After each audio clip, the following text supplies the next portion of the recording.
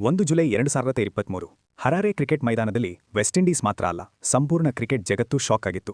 ಯಾಕಂದ್ರೆ ಐಸಿಸಿಯ ODI world ಕಪ್ಗೆ qualifier ಪಂದ್ಯದಲ್ಲಿ Scotland ವಿರುದ್ಧ ವೆಸ್ಟ್ ಇಂಡೀಸ್ ಸೋತು 48 ವರ್ಷಗಳ ಓಡಿಐ ವರ್ಲ್ಡ್ ಕಪ್ ಇತಿಹಾಸದಲ್ಲಿ ಮೊಟ್ಟಮೊದಲ ಬಾರಿಗೆ ವೆಸ್ಟ್ ಇಂಡೀಸ್ ತಂಡ ವರ್ಲ್ಡ್ ಕಪ್ನಿಂದ ಹೊರಗಬಿತ್ತು.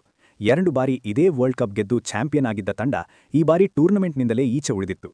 ಹಾಗಿದ್ರೆ ವೆಸ್ಟ್ ಇಂಡೀಸ್ ಕ್ರಿಕೆಟ್ಗೆ ಆಗಿರೋದೇನು? ಒಂದು ಕಾಲದಲ್ಲಿ Clive Lloyd, sir Viv Richards, Malcolm Marshall, Andy ರಾಬರ್ಟ್ಸ್ನಂತಹ ದೈತ್ಯ ಪ್ಲೇಯರ್ಗಳು ಹೊಂದಿದ್ದ ತಂಡ ಇಂದು ಕ್ವಾಲಿಫೈ ಆಗುವುದಕ್ಕೆ ಕಷ್ಟಪಡುತ್ತಿರುವುದು ಏಕೆ? ಈ ಎಲ್ಲ ಪ್ರಶ್ನೆಗಳಿಗೆ ಉತ್ತರ ಇವತ್ತಿನ ವಿಡಿಯೋ.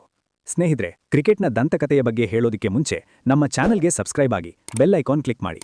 ಇದು ನಿಮಗೆ ಸಂಪೂರ್ಣವಾಗಿ ಉಚಿತವಾಗಿರುತ್ತೆ, ಆದರೆ ನನಗೆ ಮಾತ್ರ ದೊಡ್ಡ ಪ್ರೋತ್ಸಾಹವಾಗಿರುತ್ತೆ. ವೆಸ್ಟ್ ಇಂಡೀಸ್ನ ಈ ಪತನವನ್ನ ಕೇಳೋದಕ್ಕೆ ಮುಂಚೆ ನೀವು ಅದರ ವೈಭವವನ್ನ ತಿಳಿಯಬೇಕು. ಒಂದು ಕಾಲದಲ್ಲಿ ವೆಸ್ಟ್ ಇಂಡೀಸ್ ತಂಡ ದಿಗಿಲು ಬೀಳಿಸುವ ತಂಡವಾಗಿತ್ತು. ನೀವು ಹಳೆಯ ಕ್ರಿಕೆಟ್ ಅಭಿಮಾನಿಯಾಗಿದ್ರೆ ಅಥವಾ ವೆಸ್ಟ್ ಇಂಡೀಸ್ ಕ್ರಿಕೆಟ್ನ ಬಗ್ಗೆ ಹುಡುಕಿದ್ರೆ ವೆಸ್ಟ್ ಇಂಡೀಸ್ನ ಆ ಯುಗದ ಬಗ್ಗೆ ತಿಳಿದಿರಲೇಬೇಕು. ಹಾಗೆ ತಿಳಿದಿಲ್ಲ ಅಂದ್ರೂ ಹೇಳೋದಕ್ಕೆ ನಾನಿದ್ದೀನಲ್ವಾ?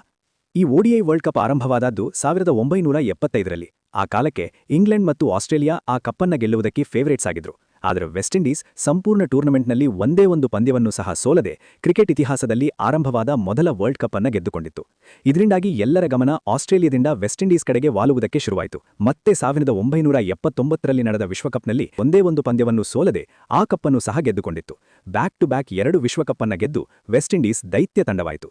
Clive Lloyd, sir Viv Richards, Malcolm Marshall, Andy Roberts ಮತ್ತು ಮೈಕಲ್ ಹೋಲ್ಡಿಂಗ್ ಸೇರಿ ವಿಶ್ವದ ಅತ್ಯುತ್ತಮ ಆಟಗಾರರನ್ನ ಕೊಡುಗೆಯಾಗಿ ನೀಡಿದ ತಂಡ ವೆಸ್ಟ್ ಇಂಡೀಸ್.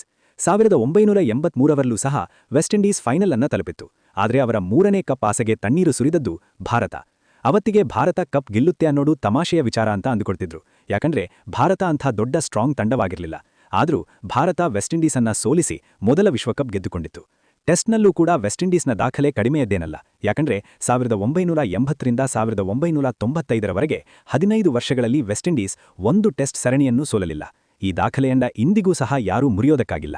ಆದರೆ ವೆಸ್ಟ್ ಇಂಡೀಸ್ ಕ್ರಿಕೆಟ್ ಪತನ ಶುರುವಾದದ್ದು ಗ್ರೌಂಡ್ನಲ್ಲ, ಬೋರ್ಡ್ನಲ್ಲಿ. 2000ರ ನಂತರ ವೆಸ್ಟ್ ಇಂಡೀಸ್ ಕ್ರಿಕೆಟ್ ಬೋರ್ಡ್ನಲ್ಲಿ ಭ್ರಷ್ಟಾಚಾರ ಆರೋಪಗಳು ಕೇಳಿಬಂದು. ಆದರೆ ಯಾವುದೂ ಅಷ್ಟು ದೊಡ್ಡದಾಗಿ ಸ್ಫೋಟಗೊಂಡಿರಲಿಲ್ಲ. ಆದರೆ 2009ರಲ್ಲಿ ಅಂದಿನ ದಿಗ್ಗಜರುಗಳಾಗಿದ್ದ ಕ್ರಿಸ್ ಗೇಲ್, ಡ್ವೇನ್ ಬ್ರಾವೋ, ಕೀರಾನ್ ಪೊಲಾರ್ಡ್ ಮುಂತಾದ ಆಟಗಾರರು ಸಂಬಳ ಹೆಚ್ಚು ಮಾಡುವಂತೆ ಬೋರ್ಡ್ ವಿರುದ್ಧ ಪ್ರತಿಭಟನೆ ಶುರು ಮಾಡಿದ್ರು. ಇಲ್ಲಿ ಬೋರ್ಡ್ ಆಟಗಾರರನ್ನ ಸಮಾಧಾನಪಡಿಸಿ ಮಾತುಕತೆಯ ಮೂಲಕ ಬಗೆಹರಿಸಬಹುದಾಗಿತ್ತೇನೋ. ಆದರೆ ಬೋರ್ಡ್ ಬಾಂಗ್ಲಾದೇಶ್ ಸರಣಿಗೆ ಬಿ ಟೀಮ್ ಕಳುಹಿಸಿತು. ಇಲ್ಲಿ ಪ್ಲೇಯರ್ಗಳು ಬೋರ್ಡ್ನ ಮೇಲೆ ವಿಶ್ವಾಸ ಕಳೆದುಕೊಂಡ್ರು. ಬಹುಶಃ ಬೋರ್ಡ್ ತನ್ನ ಮೊದಲ ತಪ್ಪು ಶುರು ಮಾಡಿದ್ದು ಇಲ್ಲಿಂದಲೇ. ಇದರ ಜೊತೆಗೆ ಬೋರ್ಡ್ ನೆಲಕಚ್ಚುವುದಕ್ಕೆ ಅನುಭವಿಸಿದ ಪ್ರಮುಖ ಸಮಸ್ಯೆಗಳೆಂದರೆ ಬೋರ್ಡ್ ಹಣಕಾಸಿನ ಸಮಸ್ಯೆಯನ್ನು ಎದುರಿಸುವುದಕ್ಕೆ ಶುರುವಾಯಿತು. ಇಂಡಿಯಾ, ಇಂಗ್ಲೆಂಡ್, ಆಸ್ಟ್ರೇಲಿಯಾ ತರಹದ ದೊಡ್ಡ ಮಾರುಕಟ್ಟೆ ಪ್ರೋತ್ಸಾಹ ವೆಸ್ಟ್ ಇಂಡೀಸ್ಗೆ ಸಿಗಲಿಲ್ಲ. ಭ್ರಷ್ಟಾಚಾರ ಹೆಚ್ಚಾಗಿ ಕಂಡುಬಂತು. 2020ರ ಆಡಿಟ್ನಲ್ಲಿ ವೆಸ್ಟ್ ಇಂಡೀಸ್ ಬೋರ್ಡ್ನ ದೊಡ್ಡ ಅಕ್ರಮ ಬೆಳಕಿಗೆ ಬಂದಿತ್ತು. ವೆಸ್ಟ್ ಇಂಡೀಸ್ ಒಂದು ದೇಶ ಅಲ್ಲ, ಅದೊಂದು ನಾರ್ತ್ ಅಮೆರಿಕಾದ ಸಬ್ ರೀಜನ್. ಕ್ರಿಕೆಟ್ನಲ್ಲಿ 15 ಕೆರೇಬಿಯನ್ ನೇಷನ್ಗಳು ಸೇರಿಯಾಗಿರುವ ತಂಡ. ಪ್ರತಿ ನೇಷನ್ನ ಸಂಸ್ಕೃತಿಯೂ ಬೇರೆ ಬೇರೆ. ಹೀಗಾಗಿ ತಂಡದಲ್ಲಿ ಏಕತೆಯ ಕೊರತೆ ಹೆಚ್ಚಾಗಿತ್ತು. ಕ್ರಿಕೆಟ್ ಒಂದು ಒಗ್ಗಟ್ಟಿನ ಆಟ, ಅಲ್ಲಿ ಏಕತೆ ಅತ್ಯಗತ್ಯ. ಫ್ರಾಂಚೈಸ್ ಲೀಗ್ಗಳ ಆಗಮನ. ಸ್ನೇಹಿತರೆ, ವೆಸ್ಟ್ ಇಂಡೀಸ್ ಕ್ರಿಕೆಟ್ ಕೆಳಗೆ ಬೀಳುವುದಕ್ಕೆ ಪ್ರಮುಖ ಕಾರಣ ಫ್ರಾಂಚೈಸ್ ಲೀಗ್ಗಳು. ಮೊದಲೇ ಕ್ರಿಕೆಟ್ ಬೋರ್ಡ್ನಲ್ಲಿ ಸಂಬಳ ಸಾಲದೆ ಪ್ಲೇಯರ್ಗಳು ಹೋರಾಡ್ತಿದ್ರು. ಅಂತಹ ಸಂದರ್ಭದಲ್ಲಿ ಜಾರಿಯಾದ ಟಿ20 ಕ್ರಿಕೆಟ್ ಬೋರ್ಡ್ಗೆ ಬಿಸಿ ತುಪ್ಪವಾಯಿತು. 2012 ಮತ್ತು 2016ರಲ್ಲಿ ಟಿ20 ವರ್ಲ್ಡ್ ಕಪ್ ಅನ್ನ ವೆಸ್ಟ್ ಇಂಡೀಸ್ ಗೆದ್ದಿತ್ತು. ಸ್ನೇಹಿತರೆ, ಇವತ್ತಿಗೂ ಕೂಡ ಟಿ20ಯಲ್ಲಿ ವೆಸ್ಟ್ ಇಂಡೀಸ್ ಬಲಿಷ್ಠ ತಂಡವೇ. ಆದರೆ ಇದೇ ಟಿ20 ಕ್ರಿಕೆಟ್ ಅವರ ಓಡಿಐ ಮತ್ತು ಟೆಸ್ಟ್ ಕ್ರಿಕೆಟ್ನ ಯಶಸ್ಸಿಗೆ ವಿಷವಾಯಿತು. ಐಪಿಎಲ್, ಪಿಎಸ್ಎಲ್, ಬಿಬಿಎಲ್, ಐಎಲ್ ಟಿ20 ಲೀಗ್ಗಳು ಅಪಾರ ಹಣ ನೀಡ್ತಿದ್ವು. ಐಪಿಎಲ್ನಲ್ಲಿ ಸಿಗುವ ಹಣ ವೆಸ್ಟ್ ಇಂಡೀಸ್ ತಂಡಕ್ಕೆ ವರ್ಷವಿಡೀ ಆಡಿದರೂ ಸಿಗದಿರುವಷ್ಟು ಸಿಕ್ತಿತ್ತು. ಹೀಗಾಗಿ Nicholas Pooran, Sunil Narine, Andre Russell ಎಲ್ಲರೂ ಫ್ರಾಂಚೈಸ್ ಕ್ರಿಕೆಟ್ ಕಡೆ ತಿರುಗಿದ್ರು. ರಾಷ್ಟ್ರಕ್ಕಿಂತಲೂ ಹಣಕಾಸಿನ ಭದ್ರತೆಯ ಬಗ್ಗೆ ಯೋಚಿಸಿದ್ರು. ಹಾಗಂತ ಪ್ಲೇಯರ್ಗಳನ್ನ ದೋಷಣೆ ಮಾಡುವುದು ಸಹ ಆಗುವುದಿಲ್ಲ. ಯಾಕಂದ್ರೆ ಮನೆಗೆ ಮಾರಿಯಾಗಿ ಊರಿಗೆ ಉಪಕಾರಿಯಾಗುವ ಬದಲು ಹಣ ಇರುವ ಕಡೆ ಮುಖ ಮಾಡುವುದು ಮನುಷ್ಯನ ಸಹಜ ಗುಣ. ನೀವು ಒಂದು ವೇಳೆ ವೆಸ್ಟ್ ಇಂಡೀಸ್ ಕ್ರಿಕೆಟ್ ತಂಡದಲ್ಲಿದ್ರೆ ನಿಮ್ಮ ಆಯ್ಕೆ ಏನಾಗಿರುತ್ತಿತ್ತು? ನಿಮ್ಮ ಆಯ್ಕೆಯನ್ನ ಕಮೆಂಟ್ ಮಾಡಿ. ಕೇವಲ 29ನೇ ವಯಸ್ಸಿನಲ್ಲಿ ನಿಕೋಲಸ್ ಪೂರನ್ ಅಂತಾರಾಷ್ಟ್ರೀಯ ಕ್ರಿಕೆಟ್ಗೆ ವಿದಾಯ ಹೇಳಿದ್ರು. ಸುನಿಲ್ ನರಾಯಣ್ 2019ರ ನಂತರ ವೆಸ್ಟ್ ಇಂಡೀಸ್ ತಂಡಕ್ಕೆ ಆಡ್ಲೇ ಇಲ್ಲ. ಅದಕ್ಕೆ ಕಾರಣ ಪ್ರತಿಯೊಂದು ದೇಶದಲ್ಲೂ ನಡೆಯುವ ಲೀಗ್ಗಳು. ಇದರಿಂದ ಇಂಡೀಸ್ ಕ್ರಿಕೆಟ್ ಬೋರ್ಡ್ ದೊಡ್ಡ ನಷ್ಟ ಕಂಡು. ಕ್ರಮೇಣವಾಗಿ ಜನ ಓಡಿಐ ಮತ್ತು ಟೆಸ್ಟ್ನಲ್ಲಿ ಆಸಕ್ತಿ ಕಳೆದುಕೊಂಡ್ರು. ನಂತರ ದಿನಗಳಲ್ಲಿ ವೆಸ್ಟ್ ಇಂಡೀಸ್ ಪ್ಲೇಯರ್ಗಳು ಹೆಚ್ಚು ಪ್ರಸಿದ್ಧಿಯಾದದ್ದು ಟಿ20 ಪಂದ್ಯಗಳಿಗೆ. ಆಟಗಾರರಿಗೆ ಮನ್ನಣೆ ಕಡಿಮೆಯಾದದ್ದು.